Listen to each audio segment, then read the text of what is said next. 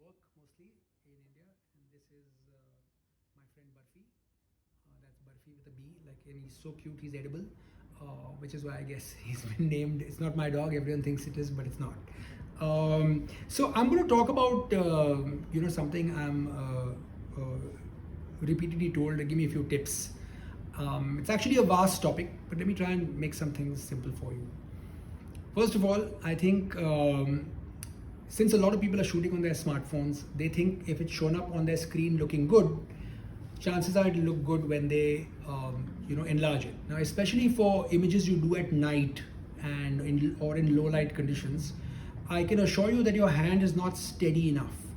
So it would be a good idea to invest in a small tripod, and shoot using that, because the camera then is rock steady. And there's an old saying we had at photography school, which was that the unsteadiest tripod is steadier than the steadiest hand. So no matter how good you think you are, and I could have been a surgeon, my hands are rock steady, but I still will use a tripod when I shoot. I can't stress enough as to how, since again everybody's a smartphone photography genius these days, is to keep your lens clean, because it's been in your pocket, in your bag. When you take it out, chances are there's fingerprints. So do a quick and use a soft cloth to clean it. You almost inevitably will get sharper pictures. The other thing I would say is, don't be afraid of shadows. Okay, so very often I'll avoid the light hitting completely flat, because it just flattens the skin tone, and there's almost no dimension in the face.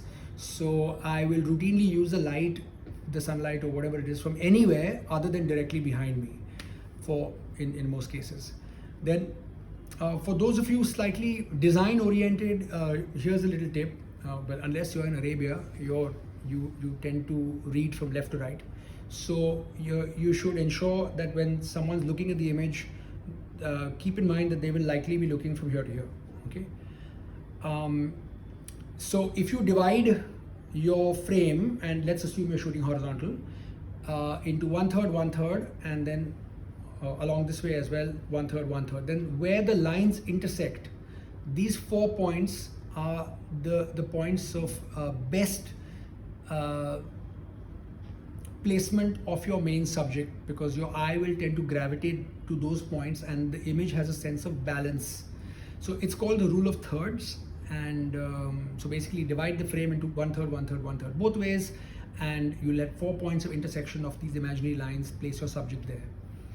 Another interesting test we were taught at the Brooks Institute of Photography in California, where I studied photography, was that if you tend to turn the image upside down, and looked at it and looked away, then you will realize where your eye went first, because it takes a little while for your brain to decipher, where was the face, or where was the cake you were shooting, or whatever.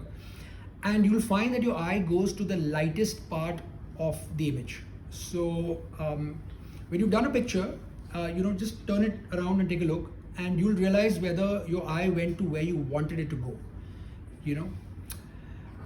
And last but not the least, and there's actually 100 tips I can give you, but we'll stop after the next one.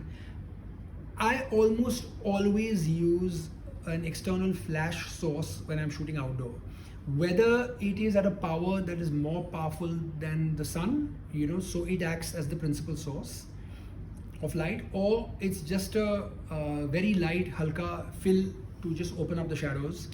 I prefer doing that than to use these big fill cards, because they're inconsistent. And sometimes the guy operating the fill might be not completely tuned in or not. So I just almost always use a flash externally.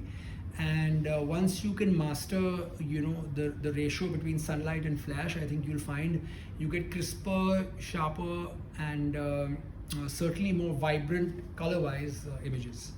So hopefully this will make you a slightly better photographer after these little quick and dirty tips I just gave you.